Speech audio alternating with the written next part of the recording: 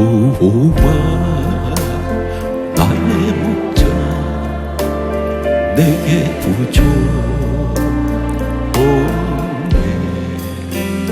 푸르른 초장 위에 나의 몸 누이시네. 선한 목자 오 나의 목자여, 생수가 넘치는 날 인도하시네.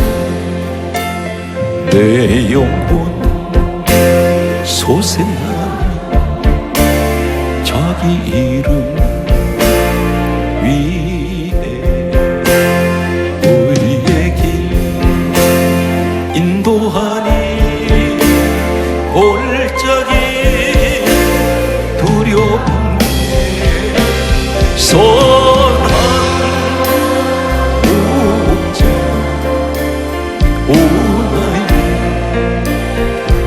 예수님, 생수가 넘치는 날 인도하시네.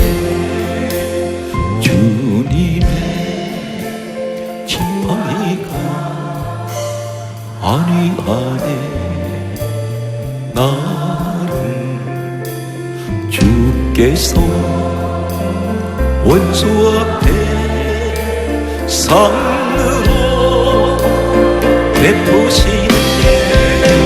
선한 목자 오 나의 목자여, 생수가 넘치는 날 인도하시네. 목마른 삶에서 쉼을 찾고 나의 주님 이제 있는 찾으셨네. 할렐루야. 양을 위해 생명 바친 목자 예수, 그 사랑을 잠시라도 잊지 말지라. 금산줄 영해 어린 양 찾아 나의 주님 상대시에 질리셨고, 양을 위해 생명 바친 목자 예수, 그 사랑을 잠시라도 잊지 말지. 양악은 그보다 더 길이는 만나리야 사람 예뻐. 양을 위해 생명 바친 목자 예수, 그 사랑을 잠시 잊지 말지. 목자는 어린 양의 그 소리 알고 참다운 목자 음성 양이 알고,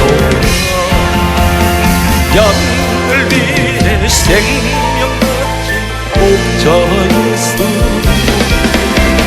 그 사랑을 잠시 잊지 말지. 어린 목자 내 주 예수, 이 몸부터 사 푸른 초장 물가에 인도하소서. 양을 위해 생명 바친 목자 예수, 그 사랑을 잠시 잊지 말지라. 누구든지 목마르거든 내게로 와서 마셔.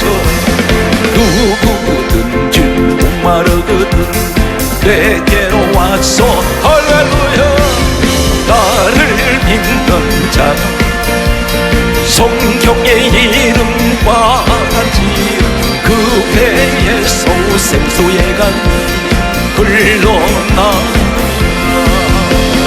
누구든지 예수 믿으면 구원을 얻으리요 누구든지 예수 믿으면 구원을 얻으리요 나를 믿는 자는 성경의 이름과 같이 그 배에서 생수의 강이 흘러나오리 누구든지 예수 믿으면 영생을 얻으리로다 누구든지 예수 믿으면 영생을 얻으리로다 나를 믿는 할렐루야 성경의 이름과 같이 그 배에서 생수의 강이 흘러나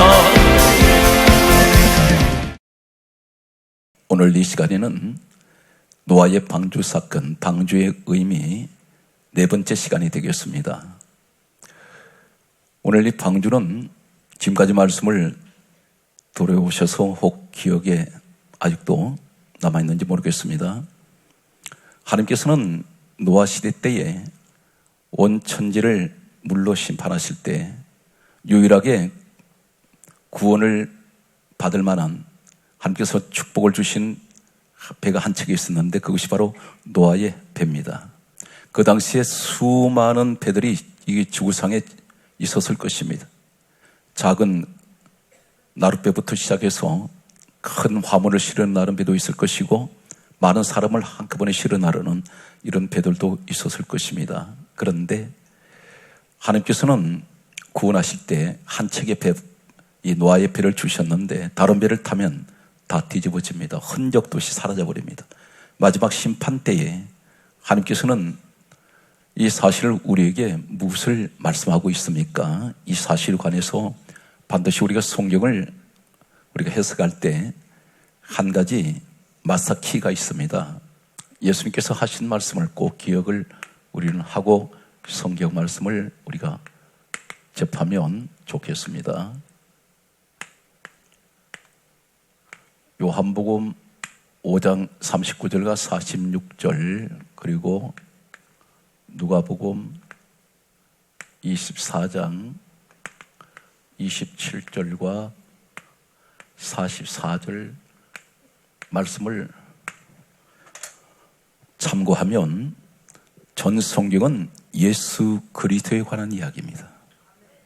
그렇다면 하나님께서 노아의 시대 때에 한 척의 배를 세우시고 그리고 그 배 타야 구원이 있고 그 배 타야 하나님 보호하시고 이 배를 타야 하나님께서 지켜주시고 이 배를 타야 하나님 책임지시고 이 배를 타야 하나님이 인도하세요. 정확하게 아라랏이라는 곳은 거룩이라는 뜻을 가지고 있습니다. 그곳에 하나님께서 데리고 가십니다. 핸들이 없다고 있습니다. 방주 안에 들어가 있는 이 노아의 8 식구는 어디로 가는지 방향조차 알 수가 없습니다. 막연하게 안대만 있습니다. 하루 이틀 사흘 나흘이 아니라 장시간 동안 수많은 날들 속에 이들은 어둠 속에 앉아 있어만 했습니다. 그런데 도착해 보았더니 하나님이 인도하신 아라랏이었습니다. 그것은 찬란한 빛이 있었고 무지개가 서는 자리였습니다. 오늘 이 사건은 곧 이 구원의 방주는 복음적으로 예수 그리스도를 의미하고 있습니다. 성경은 이렇게 강조하고 있습니다. 수많은 사람들이 구원을 이야기를 합니다. 그러나 성경은 단 한 가지를 말씀하고 있습니다. 요한복음 14장 6절과 사도행전 4장 12절에는 말씀하시기를 예수님이 친히 말씀하기를 요한복음 14장 6절은 내가 곧 길이요 진리요 생명이니 나로 말미암지 않고는 아버지께로 올 자가 없느니라. 한 사람도 못 갑니다. 예수님이 천국 가는 길이 되시고 그분이 진리가 되시고 그분이 생명이십니다. 그래서 주님이 친히 말씀하기를 내가 아니면 아무도 천국 못 간다. 그 사실이 성령을 받고 난 후에 제자들 입을 통해서 이렇게 선포됩니다. 사도행전 4장 12절에 천하 사람 중에 예수 이름 외에는 구원 얻을 만한 이름을 주신 일이 없습니다. 그래서 누구든지 그리스도 안에 들어오면 택함을 받습니다. 오늘 네 번째, 이 방주의 영적 진리를 소개합니다. 창세기 6장 14절에 말씀하시는 내용 가운데 하나님께서 지시하시는 이 방주의 설계도가 있습니다. 노아에게 막연하게 너는 배를 만들라 말씀하지 않고 재료를 두 가지를 주셨던 이 진리에 대해서 우리는 말씀을 지금까지 들었습니다. 고페르 나무와 역청으로 안팎으로 칠하라 그렇게 말씀하신 가운데 오늘은 대단히 중요한 진리를 말씀합니다. 고페르 나무와 역청으로 안팎을 칠하는데 그 안에 칸들을 막고 이렇게 말씀하고 있습니다. 칸들을 막으라 말씀하셨습니다. 칸은 참고로 말씀드리면 구약 성경은 히브리어로 되어 있는데 히브리어 원어에는 이 칸이란 이 말은 히브리어에는 켄으로 기록되어 있습니다. 켄이란 말은 어떤 의미를 가지고 있냐면 특별히 우리가 두 가지 의미를 이 원어에는 해석을 하고 있습니다. 거처 그리고 또 하나는 보금자리 이 의미를 가지고 있습니다.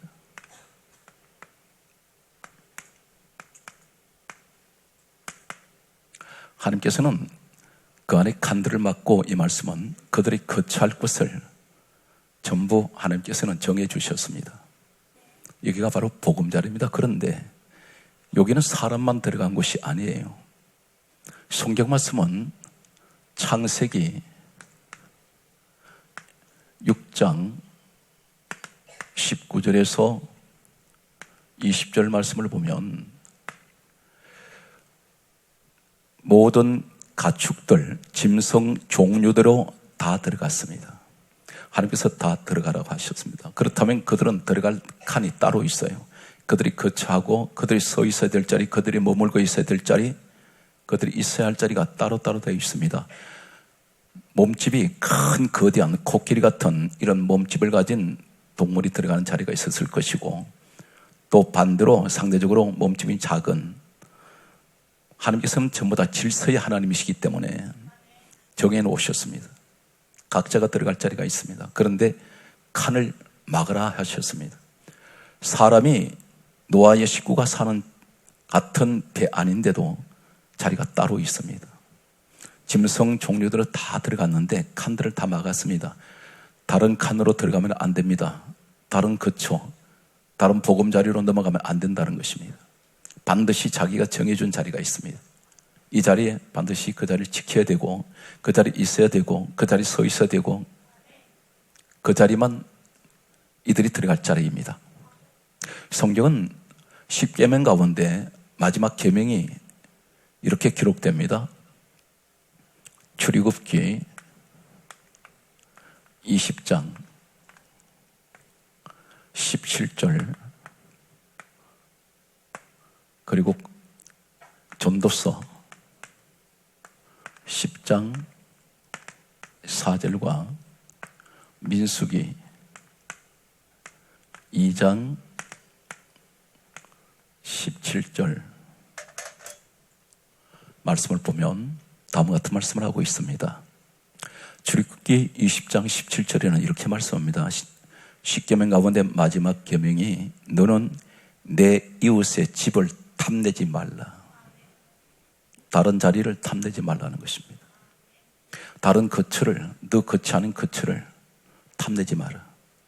오늘 여기에 칸, 히브리어 켄이라면 거처를 말하고 보금자리를 의미한다면 너는 네가 들어갈 자리가 따로 있는데 네가 있어야 될 그 자리 외에 다른 자들이 들어가는 그 보금자리는 탐내지 말라는 것입니다.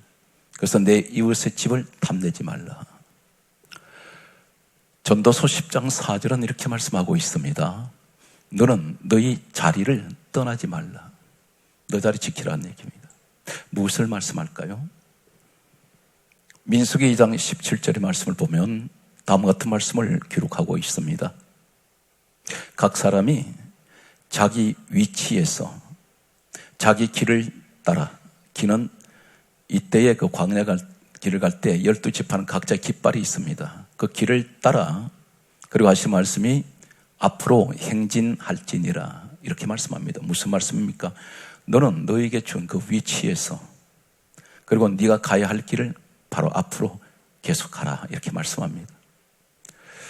오늘 이 사회 구조를 돌아보면 그 자리 이탈한 사람이 너무 많습니다. 가정을 얘기하면 그 가정에 아버지 자리가 있습니다. 어머니 자리가 있습니다. 남편의 자리가 있고 아내의 자리가 있습니다. 부모님의 자리가 있습니다. 자녀의 자리가 있습니다. 그런데 그 자리를 지키지 못하는 사람이 있습니다. 자리를 이탈해버립니다. 그 아버지가 아니면 그 아버지 자리는 다른 사람이 그 아버지만큼 채울 수가 없습니다. 어머니 자리 마찬가지입니다. 어머니의 자리가 그 어머니 외에는 그 어머니만큼 채울 수가 없습니다. 그런데 아버지가 그 자리를 이탈했을 때에 이 가정은 불행해집니다. 역시 어머니도 마찬가지입니다. 한 사회의 기업을 보면 같은 한 지붕 아래에 같은 건물 안에 전부 직분이 다 다릅니다. 그들의 직분은 각자가 주어진 위치가 다 다릅니다. 방주는 하나인데 그 안에 칸들이 다 다릅니다. 그런데 그들이 머물러 있을 자리가 다 다릅니다. 사장이 머물러 있을 자리, 그리고 또 전무, 부장, 과장, 아니면 상무, 그리고 각자의 사원이 머물러야 될 자리가 있습니다. 그런데 그 자리를 이탈했을 때 다른 자리에 들어갈 수가 없습니다. 반드시 그 구조는 혼란해지기 시작합니다. 이 내용이 무엇을 얘기할까요? 우리 예수님을 가리켜서 성경 말씀은 이렇게 기록하고 있습니다. 에베소서 1장 23절 말씀을 보면 교회는 주님의 몸이라고 했습니다. 같은 교회 안에, 같은 건물 안에 각자가 들어갈 자리, 서 있어야 될 자리, 앉아 있어야 될 자리가 거처가 다 달라요. 이 위치가 다 다릅니다. 목사가 서야 될 자리가 있고, 권사님들이 서야 될 자리가 있고, 장로님이 서야 될 자리가 있고, 집사님들이 설 자리가 있습니다. 그런데 그 자리를 벗어나서 다른 자리를 탐을 내면 안 된다는 겁니다. 다른 자리를 거치러 가면 안 됩니다. 반드시 자기 위치에 서 있어야 됩니다. 그래서 너는 이웃집을 탐내지 말라. 이 이웃집은 보금자리, 거처를 말하죠. 자신이 주어진 일에 충성을 다할 때 성경이 이렇게 강조합니다. 계시록 2장 10절에 내가 죽도록 충성하라. 그러면 내가 생명의 멸류관을 주시는데 난 그 자리보다는 다른 자리가 더 좋아요. 하나님께서는 어떤 자리에 있든지 자신의 자리를 지켜나갈 때 그 자리를 축복합니다. 그런데 맡은 자리에서 맡은 자에 구할 것은 충성인데 게을러요. 그 일이 곧 누구 일이냐면 교회 일에 내게 주신 이 직분은 사람을 통해서 주신 것 같은데 배후에 하나님이 친히 직분을 주셨습니다. 한 가지 여러분들 오해하는 것이 있어요. 목사님이 생각이 나서 목사님이 마음대로 그 교회에 목사님이 저 사람 괜찮으니까 목사님의 생각대로 목사님의 감정에 의해서 사람을 세웠다고 생각하는 분들이 있습니다. 대단히 인간적입니다. 교회는 전부가 영적인 일이에요. 믿음으로 이루어지는 곳입니다. 그런데 성경에 보게 되면 하나님께서 아론이라는 최초의 제사장을 세우실 때에 이 사람을 하나님께서 뭐라고 말씀합니까? 직접 하나님께서 출애굽기 28장 1절에 보게 되면 하나님께서 직접 아론이라는 사람에게 너 제사장 되어라 이렇게 말씀하실 수 있어요. 그런데 반드시 하나님 그렇게 안 하십니다. 모세를 통해서 직분을 맡깁니다. 우리는 이런 일련의 일들이 다윗을 세우실 때도 여러분들이 한 가지 기억해야 될 것은 하나님께서 다윗을 얼마나 사랑하셨습니까? 사도행전 13장 22절의 말씀을 보면 이 다윗을 사랑하시기를 하나님께서 다윗을 만나니 내 마음에 맞는지라 내가 나의 뜻을 다 이루리라고 했던 사람이 이 다윗이었습니다. 그런데 이 다윗을 직접 하나님이 세우질 않아요. 사무엘이라는 그 당시 하나님 종을 보내셔서 기름 부으시고 왕으로 세우십니다. 지금 시대도 마찬가지입니다. 그 교회 목사님을 통해서 직분을 주신다는 겁니다. 그런데 어떤 때는 이 직분이 마음에 안 듭니다. 그래서 안 하겠다고 합니다. 거부해버립니다. 이것은 곧 하나님의 뜻을, 하나님께서 주시는 직분을 맞지 않겠다는 것입니다. 그러고 난 후에 내가 급할 때 하나님 뭘 도와주세요 이라고 할 때가 있습니다. 성경은 일꾼이 져먹을 것 받는 게 마땅하다 그러셨거든요. 그런데 일을 안 합니다. 한 기업에도 어떤 직분 상관없이 일을 소홀히 하고 자기에게 주어진 맡겨진 일을 게을리 할 때 그 회사에서 반드시 퇴출을 합니다. 어떤 징계가 따를 거예요. 근데 우리는 하나님 앞에 맡은 자의 구할 것은 따라하세요. 충성이니라. 충성하십시오. 기도로 하나님 앞에 열심히 주의 나라를 위해서 구하시든지 아니면 물질로 봉사하시든지 아니면 몸으로 하나님 앞에 내가 봉사하고 또 만나는 사람마다 예수를 전가하는 이런 정인 되시면 하나님 기뻐하실 것입니다. 오늘 성경 말씀을 보면 자신의 주어진 자리를 지키지 않다가 인류 역사에서 불행하게 된 수많은 사람들이 있습니다. 안타깝게도 성경은 오늘 이 사실을 추적을 합니다. 최초에 하나님 자리를 넘본 자가 있어요. 그 자가 누구입니까? 이사야 14장 12절에서 14절에 보면 성경이 이렇게 말씀합니다. 너 아침의 아들 계명성이요. 계명성은 사단 마귀의 또 다른 이름입니다. 그런데 이 자가 누구냐면 본래 천사였습니다. 그런데 하나님이 히브리서 1장 14절에는 하나님이 천사들을 지으셨습니다. 피조물입니다. 하나님이 지으신 이 천사가 하나님 자리를 넘보았습니다. 자신의 자리가 아니에요. 다른 하나님의 거처, 하나님이 계신 그 자리를 차지하려고 했습니다. 그래서 성경 강조하기를 이사야 14장 12절에서 14절에 이렇게 말씀합니다. 너 아침의 아들 계명성이 하나님이 지적하세요. 이 사탄 마귀가 난 훗날에 악령이 되는데 이 자가 하는 말이 이렇게 말합니다. 내가 하늘에 올라 하나님의 뭇별 위에 내가 하나님과 같아지리라. 감히 그 자리에 탐내지 말아야 되는데 그래서 하나님께서 십계명 가운데 마지막 계명이 내 이웃의 집을 탐내지 말라. 그 말씀이 여기도 적용됩니다. 하나님 자리를 탐을 냈어요. 그러면서 계속해서 이사야 14장 14절에 뭐라고 말하냐면 내가 가장 높은 구름에 올라 지극히 높은 이와 내가 같아지리라. 결국은 하나님께서 땅으로 내쫓았습니다. 그는 하늘에서 땅으로 내쫓겨 버렸습니다. 어떻게 하다 그래 됐습니까? 다른 자리를 넘보았습니다. 다른 자리 탐냈습니다. 오늘 사랑하는 성도 여러분, 이 말씀을 들으면서 우리는 무엇을 말합니까? 내 가정이 힘들고 어렵더라도 항상 그 아버지 자리, 어머니 자리에 끝까지 지키십시오. 그리고 교회 직분의 자리에 항상 낭만은 아닙니다. 때로는 비바람이 올 때도 있고 또 눈보라가 칠 때 있어요. 꽁꽁 얼어붙을 것 같은 이런 삭막한 그런 영적 생활이 올 때도 있습니다. 그러나 항상 그렇지는 않습니다. 반드시 아지랑이가 피어오르는 아름다운 계절이 여러분이 찾아올 것입니다.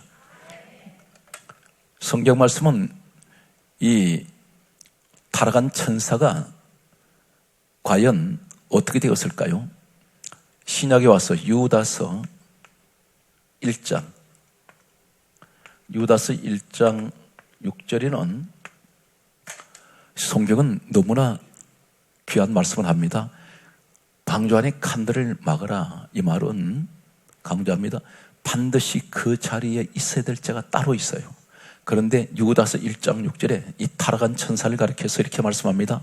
자기 지위를 지키지 아니하고 자기 처소를 떠난 천사들을 큰 날의 심판 때까지 영원한 결박으로 흑암에 가두셨으며 나중에 지옥으로 집어넣습니다.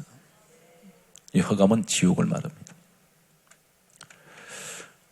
이제 성경 말씀을 보게 되면 땅으로 내쫓겼던 이 사탄 마귀, 이 자가 땅으로 내려왔습니다. 그런데 어디에 나타났습니까? 에덴 동산에서 나타납니다.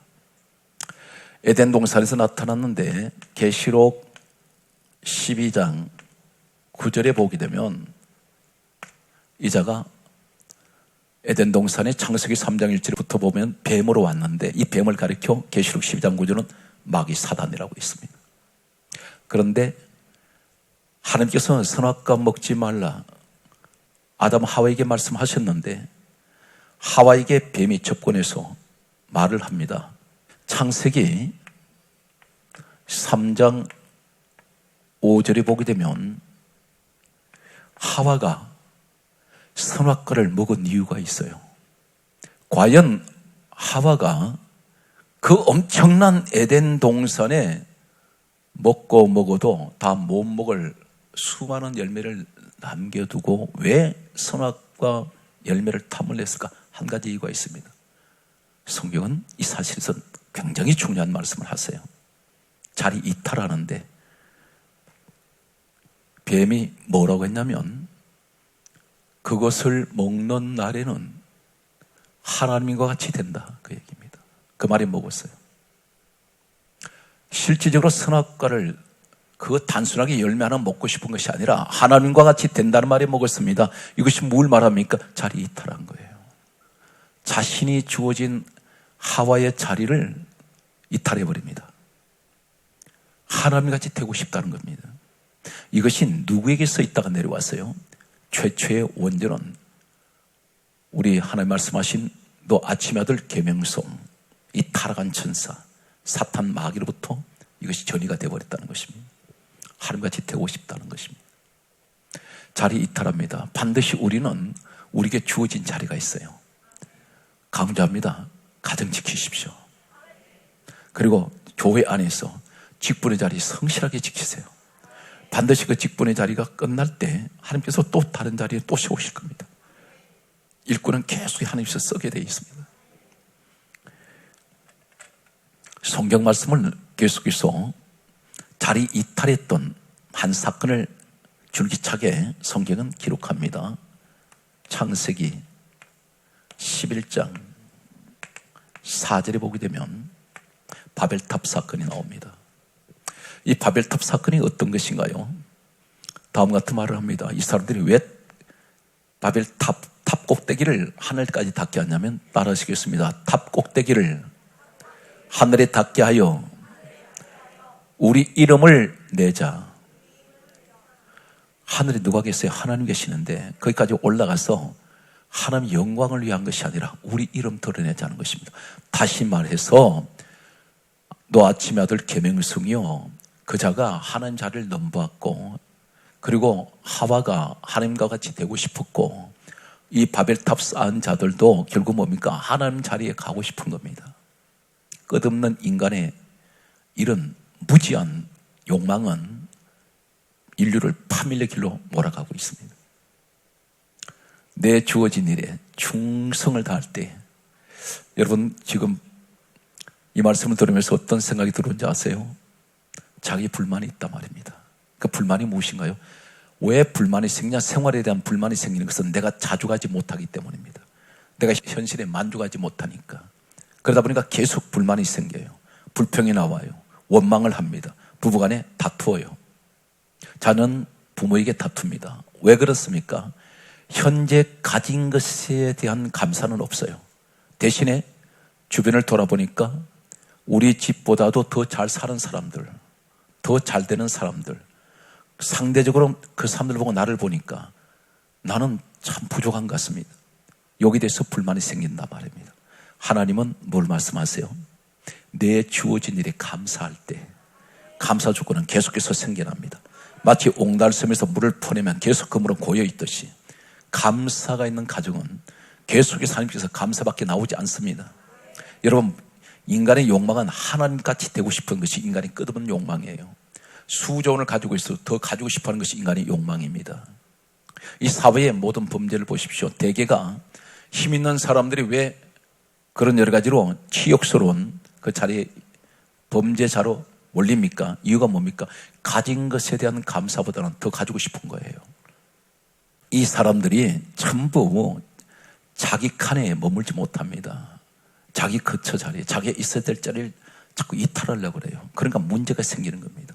우리 주어진 자리에서 감사하지 못하고 그 자리를 지키지 못할 때 이런 불행한 일이 닥친다는 것입니다. 성경 말씀은 계속해서 창세기 49장 3절에서 4절에 보게 되면 야곱에게는 12아들이 있었는데 12아들 가운데 가장 큰 아들이 있었습니다. 이 장자입니다. 이 사람이 루벤이라는 사람이 있어요. 그러나 루벤이 첫째로 태어났는데 첫째가 되지 못해요. 넷째 아들, 야곱의 넷째 아들 유다에게 첫째 자리를 뺏겨버립니다. 그래서 그 유다를 통해서 예수님이 오셨어요. 유다를 통해서 다윗 왕이 왔어요. 루벤은 첫째가 아닙니다. 태어나기는 첫째로 태어났는데 밀립니다. 왜 그럴까요? 성경은 이 사실에 관해서 다음과 같은 예언적인 말씀을 하고 있습니다. 루벤아, 너는 위강이 초동하고 권능이 탁월하도다마는 너는 탁월치 못하리니 두 가지가 걸립니다. 너는 물의 끓음 같았은즉 성격이 물 끓듯하는 감정 지복이 심해요. 여러분, 교회 생활에 그런 분이 계세요. 조금 내가 은혜 받고 응답이 하나님께서 주실 때가 되었는데 이 사람이 감정이 뒤집어져 버립니다. 사소한 성도 간의 말 한마디에 기분이 나빠서 교회를 떠나버린 사람이 있어요. 여기 말씀에서 가장 결정적인 내용이 뭐냐면, 루벤아, 너는 너 아비의 침상에 올라 아버지의 침상을 더럽혔도다. 바로 이 야곱 아버지, 이 루벤의 아버지 야곱은 부인이 4명이 있었습니다. 그런데 그가 후처를 두었는데 이 아들이 그 후처와 불륜의 관계를 맺습니다. 그러니까 아버지 자리에 올라가지 말아야 될 자리에 아버지 자리를 탐을 낸 자가 누구냐? 루벤이에요. 그 자리에 올라가면 안 돼요. 거기는 절대적인 금기사항입니다. 그런데 이 전부 무슨 얘기입니까? 자리 이탈했다는 겁니다. 오늘 이 말씀을 들으면서 우리는 하나님, 내게 주신 내 가정이 비록 사람들이 주변에서 볼 때는 별로 그렇게 그 사람들 눈여겨보지 않는 전혀 평범한 가정 중에 평범한 가정이지만, 그러나 하나님은 우리 가정만큼 소중한 가정이 없습니다. 내게 주신 이 직분의 자리가 가장 소중합니다. 그래서 하나님께서는 그 자리를 보실 때 성실하게, 어떤 경우가 있나요? 노예로 팔려갔던 요셉이 말입니다. 17살 때에 보디발 집에 가서 뭘 맡았습니까? 한 가정에 총무일을 했어요. 그랬더니 이 자리를 총무일을 잘 감당하니까 그 다음에 어디로 갑니까? 감옥에 억울하게 갔는데도 감옥에 들어가서도 재반 사무 일처를 맡기는 총무일을 합니다. 한 가정보다 더 큰 곳이에요. 수많은 범죄자들이 들어오는 것입니다. 그런데 그곳에 가서 잘했더니 하나님께서 점점 단계를 올려서 어디로 갑니까? 거대한 애굽의 총무가 돼요. 그것이 바로 국무총리 자리입니다. 오늘 여러분, 그래서 작은 것에 충성된 자는 큰 일을 합니다. 오늘 여러분 그 축복의 주인공이 되십시오. 오늘 성경 말씀을 보게 되면 계속해서 성경이 이렇게 강조하고 있습니다. 민수기 16장 1절과 10절과 31절을 소개합니다. 광야 길을 가는데 이 광야에서 사람들이 당을 지어요. 지도자들이 당을 지어가지고 모세 지도자를 공격을 했습니다. 그랬더니 모세가 뭐라 말합니까? 민수기 16장 10절에 너희들이 제사장 직분을 구하느냐? 이 말이 무슨 말인지 아세요? 이 백성들은 제사장 자리가 아니에요. 근데 제사장 자리가 탐이 나는 거예요. 그 자리를 자꾸 간섭을 해요. 그러다 보니까 어떡합니까? 그 사람들이 서 있던 자리가 땅이 갈라져 버려요. 그래서 다 빠집니다. 땅은 누가 갈라요? 하나님께서. 성경 전체 내용이 무슨 내용이에요? 네 자리 지키라는 거예요. 사무엘하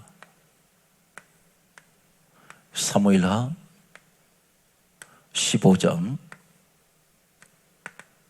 14절과 사무엘하 15장 30절 말씀을 소개합니다. 다윗이 왕이 되어서 이 사람이 40년 동안 왕의 자리에 있었습니다. 그런데 다른 사람도 아닌 다윗이 가장 사랑했던 아들이 한 사람이 있어요. 압살롬. 이 아들이 아버지 자리를 탐을 내가지고 왕의 자리를 빼앗았습니다. 강제로 빼앗습니다. 그랬더니 이때 상황이 얼마나 긴박했냐면 아버지를 죽이려고 그래요. 그러니까 사무엘하 15장 14절에 다윗이 너무 혼미백산에서 빨리 가자, 빨리 도망가자. 그런데 어느 정도로 혼미백산에서 도망갔냐면 사무엘하 15장 30절에 보면 다윗이 맨발로 도망가면서 울며 갔습니다. 누구한테 쫓겨났어요? 아들한테. 그런데 이 압살롬은 왕이 될 사람이 아니에요. 다윗은 하나님이 왕으로 세운 사람이야. 그 자리에 아들이라 할지라도 그 자리에 못 갔습니다. 그런데 이 자리를 인간적으로 자신의 육신 힘을 믿고 아버지 그 자리를 빼앗았더니 어떻게 됩니까? 이 압살롬이 노새를 타고 길을 가다가 상수리 나무에다가 목에 걸려요. 머리가 걸려서 죽습니다. 이게 무엇을 얘기하냐면 내가 가지 말아야 될 자는 가면 안 돼요. 그러니까 이것이 인간의 욕심이란 말입니다. 욕심이 잉태하여 죄를 낳고 죄가 장성한 즉 죽음까지 간다는 거예요. 압살롬이 아버지 이 자리 탐내지 않았으면 안 죽어요. 근데 탐을 내다 보니까. 그러니까 우리가 인간의 욕심은 끝이 없기 때문에 하나님은 바울같이 나는 자족하는 것을 배웠다 그랬습니다. 가난할 때는 가난한 대로 감사하고, 부할 때는 부한 대로 감사하고, 몸이 아플 때는 아픈 대로 감사하고, 또 하나님께서는 건강할 때는 건강할 때 감사하고, 오늘 일할 때가 우리에게는 늘 끊임없이, 그래서 쉬지 말고 기도하고 범사에 감사하는 자에게 하나님께서는 크게 여러분을 축복하시고 사랑하실 것입니다. 성경 말씀은 계속해서 다음 같은 말씀을 우리에게 하고 계십니다. 이제 신약으로 옮겨가겠습니다. 마가복음. 이것이 배후에 무엇이 있을까요? 사람을 안정을 시키지 못합니다. 이건 내 마음 같았어요. 사람이 안절부절해져요. 그리고 자꾸만 현실에 대한 감사보다는 자꾸 뭔가 불만이 생겨서 집에 가만히 있질 못합니다. 자꾸 헤매고 다니는 사람들이 있어요. 오늘 여기에 보면 귀신 들린 사람이 있습니다. 귀신 들린 사람이 마가복음 5장 5절이 어디 있느냐면 밤낮, 그게 따라서요. 밤낮 무덤 사이에 거처하고 있어요. 이 거처가 거기에요. 그런데 예수님께서 오셔서 이 귀신 들린 사람에게서 귀신을 쫓아내실 때에 예수님이 하시는 말씀이 계세요. 마가복음 5장 19절에 집으로 돌아가라. 집으로 네 가족한테 돌아가. 그 자리가 네가 그 자리에 본래 있던 자리야. 너는 지금 무덤 사이 헤매고 될 자리가 아니다. 어디 자리에 가야 돼요? 집에 있었단 말입니다. 가족이 있었단 말이에요. 오늘 우리에게 뭘 말씀합니까? 내 가정 내가 지키고 내 주어진 자리 지킬 때 이것은 주님의 뜻입니다. 무덤 사이 거찬다는 게 뭡니까? 그건 죽은 자들이 있는 것이에요. 자기 자리를 지켰다가 상상 못했던 축복이 쏟아져 버리는 사람이 있습니다. 이런 복이 여러분에게 있으시기 바랍니다. 출애굽기 잠깐 쓰겠습니다. 출애굽기 24장 13절 32장 출애굽기 32장 17절 그리고 민수기 27장 18절과 신명기 34장 9절 그리고 여호수아 1장 1절 말씀을 소개합니다. 여호수아 1장 1절에 보면 모세의 바톤을 이어받은 후계자가 한 사람이 있죠. 여호수아죠. 모세는 광야 40에서 이제 끝이 나고 바로 가나안 땅 들어갈 때 40년 가장 그들이 목적했던 곳이 가나안 땅인데 여기서 바톤 터치를 해서 모세가 여호수아에게 지도자권을 넘겨줍니다. 이 사람 신분에 관해서 이렇게 말해요. 모세의 수종자, 모세의 시종, 여기 종이란 말이 나와요. 모세의 잔심부름 하는 사람, 모세 옆에서 떠나지 않는 그림자 같은 사람, 모세의 굳은 일을 도맡아던 사람, 이 사람이 이 여호수아인데 이 사람은 모세의 후계자가 될 수가 없어요. 왜 그러냐면 그 당시에 70명 장로가 있었습니다. 아론, 나답, 아비후 이런 사람들이 제2인자들이 있었어요. 이 사람은 에브라임이라는 지파 사람입니다. 그런데 이 사람이 후계자가 돼요. 아마 그 당시에 모든 이스라엘 백성들은 기절할 것 같았습니다. 왜 그러냐면 상상 못한 일이 일어났어요. 한 번도 예고가 없었으니까. 그런데 이 사람의 결정적인 일이 어떤 일이 생기느냐면 성경 말씀 보면 출애굽기 24장 13절에 모세가 시내산에 하나님께서 부르심 받고 올라가죠. 십계명 받으러. 이때 성경 강조합니다. 여호수아와 함께 시내산으로 올라갔어요. 40일입니다. 하나님께서는 올라갈 때에 며칠이라는 말씀을 주신 일이 없어요. 올라오라 그러셨어요. 그러면 여기는 나무 한 그루도 제대로 자라지 않는 곳입니다. 시내산은. 먹을 것 없어요. 물 제대로 준비 못했을 것입니다. 모세도 몰랐고 여호수아도 모르고 그들은 바로 올라갔다 내려올 줄로 알고 올라갔는지 모릅니다. 그런데 모세 혼자 산꼭대기에 올라가 있는데 여호수아는 그 산 중턱에 머물고 있습니다. 그런데 기약이 없어요. 그런데 모세가 내려올 때 여호수아가 그 자리에 있었어요. 40일 동안. 모세는 하나님을 만나고 있었기 때문에 그는 하나님 앞에서는 배고픈 줄도 모르고 목도 마르지 않는데 이 타는 듯한 뜨거운 태양, 밤의 추위, 이 시내산에 그 당시에 맹수들이 우글거리는데 이 사람 모세가 언제 내려오겠다는 기약도 없었기 때문에 40일 동안 기다린다는 것은 어쩌면 대단히 어리석은 생각이라고 할 수가 있습니다. 모세 하나님께 데려가셨다고 할 수가 있어요. 그런데 이 사람이 모세가 내려오는 날까지 기다리고 있다가 같이 내려왔는데 밑에서는 뭘 했습니까? 이 사람의 자리 이탈해서 뭘 합니까? 금송아지 만들었어요. 춤추어요. 하나님 여기서 이 여호수아를 지켜보셨어요. 그리고 바로 이어서 이 사건이 있고 난 후에 어떤 일이 있습니까? 민수기 27장 18절에 와서 난데없이 하나님께서 모세에게 그러십니다. 너는 여호수아에게 안수하라 그랬어요. 용문도 모르고 모세는 안수했을 것입니다. 그런데 120세에 모세가 이 땅 떠날 때에 마지막 하시는 말씀이 신명기 34장 9절에 너는 여호수아에게 안수하라. 안수할 때에 하나님의 지혜 신이 여호수아에게 임합니다. 그래서 모세의 지도자권이 이 여호수아에게 왔습니다. 그래서 이 사람을 한결에 다 무서워했어요. 잠시 전까지 종으로 있던 사람이 지도자가 되는데 하나님이 권위를 실어주고 능력 주시니까 사람들 한 사람도 꼼짝 못합니다. 그래서 그런 가나안 땅의 대장군이 되죠. 여기서 무엇을 얘기하냐면 내게 이런 삼복더위 같은 고난이 따라오고 힘든 일이 있어도 여호수아처럼 그때가 언제인지 모르지만 반드시 하나님이 응답하실 때가 있다.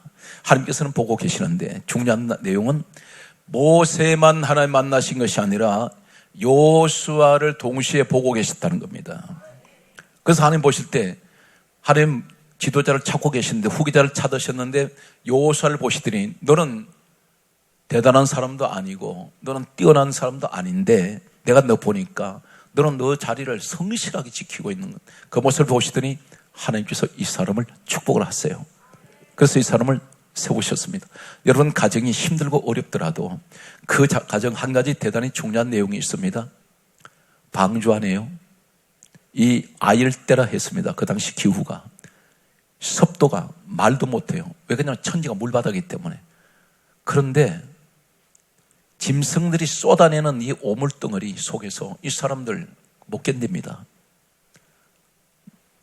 노아 식구 뛰쳐나갈 수가 있어요.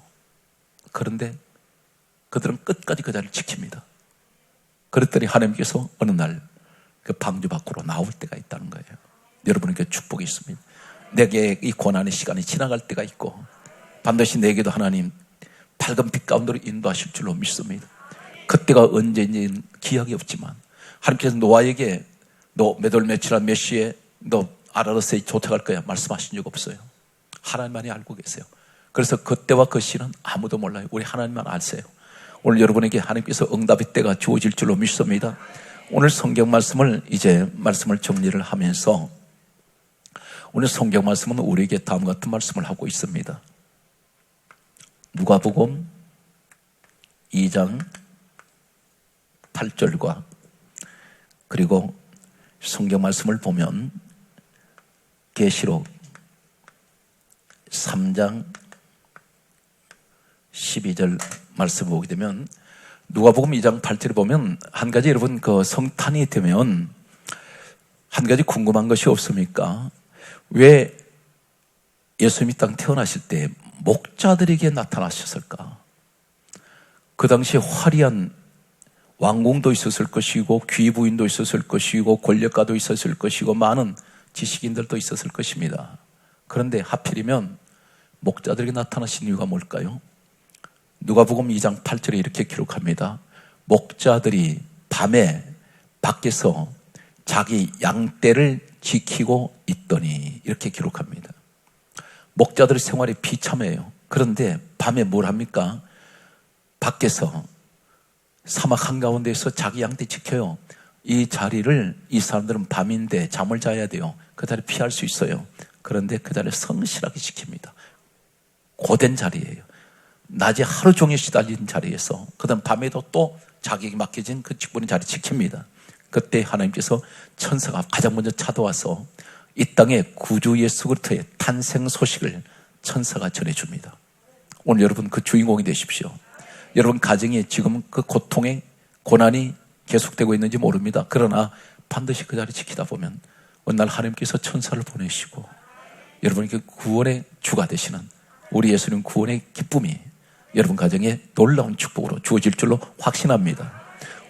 성경 말씀은 계시록 3장 12절에 이렇게 말씀합니다. 따라서 이기는 자는 하나님의 성전에 기둥되게 하리니.